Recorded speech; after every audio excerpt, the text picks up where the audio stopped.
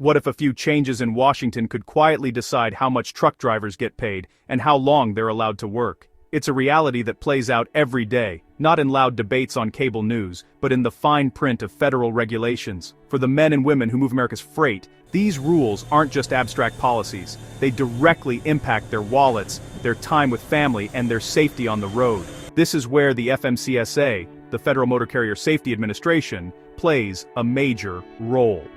As the top regulator for the trucking industry, its mission is to reduce crashes, injuries, and fatalities involving large trucks and buses. But the rules it sets, particularly around driver hours and qualifications, have a massive ripple effect on a driver's take-home pay. Let's break down the key changes being discussed and what they could mean for you. First up, let's talk about hours of service, or HOS. These are the federal rules that dictate how long a commercial driver can be on duty and behind the wheel. Currently, the 14-hour driving window is a hard stop. Once you start your day, that clock doesn't pause, whether you're driving, waiting, or fueling up. It's a rigid system that many drivers feel doesn't reflect the realities of the road. In response to this, the FMCSA is testing pilot programs that could allow drivers more flexibility. One major proposal is the ability to pause the 14-hour clock for a continuous period of up to 3 hours. Imagine you arrive at a shipper and are told it's a 4-hour wait. Instead of burning through your valuable on-duty time, you could pause your clock, effectively stopping your workday. Other proposals include more flexible options for splitting your 10-hour off-duty sleeper berth time, moving beyond the current 7-3 or 8-2 splits. Supporters, including many drivers and some carriers, argue this gives drivers more control to rest when they're tired and work when they're alert. It could reduce the pressure to beat the clock, which often leads to speeding or driving while fatigued.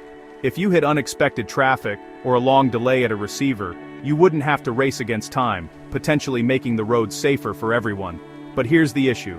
Flexibility does not always mean more pay. This brings us to the heart of the problem for many drivers. Detention time. Most truck drivers are paid by the mile, not the hour. That means time spent waiting for hours at loading docks, stuck in city traffic, or searching for a safe place to park often goes completely unpaid.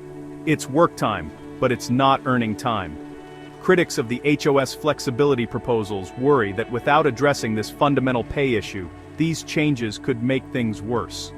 Because drivers are paid by the mile, extra flexibility could simply mean companies and shippers expect drivers to absorb these delays by pausing their clocks, effectively extending their workday for free. A driver might be available and responsible for their truck for 16 or 17 hours, but only get paid for the 10 or 11 hours they were actually moving. This is why many safety advocates and driver groups say that before we change the clock, we need to mandate detention pay.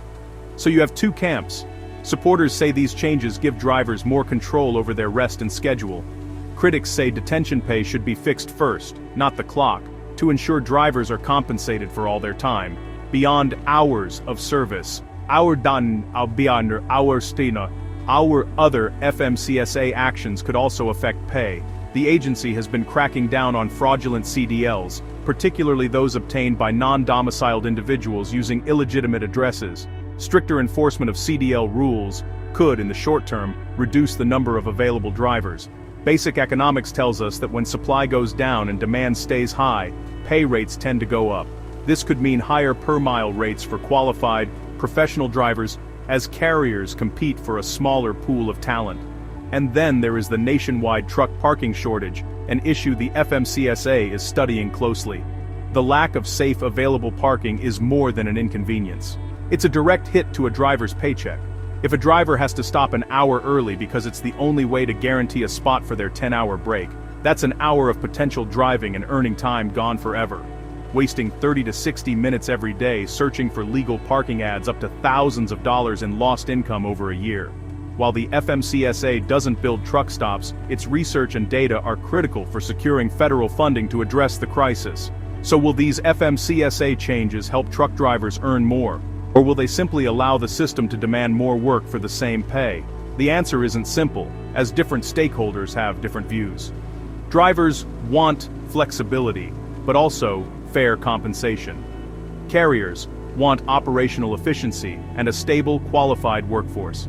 Shippers want their goods moved quickly and cheaply. And regulators like the FMCSA have to balance all of this with their primary mandate of safety. Ultimately, the real-world impact depends on how these rules are implemented and enforced, and whether the industry finally moves toward a model where drivers are paid for all of their working time, not just the miles they drive. Now I want to hear from you. Are you a driver? What's your take on pausing the 14-hour clock? Do you think these changes are good or bad for the industry? And the big question, should drivers be paid hourly, by the mile, or some combination of both to account for detention time? Leave your thoughts and experiences in the comments below. Your perspective is crucial to this conversation. And if you want more trucking news and real talk about life on the road, make sure to subscribe and hit that notification bell for more.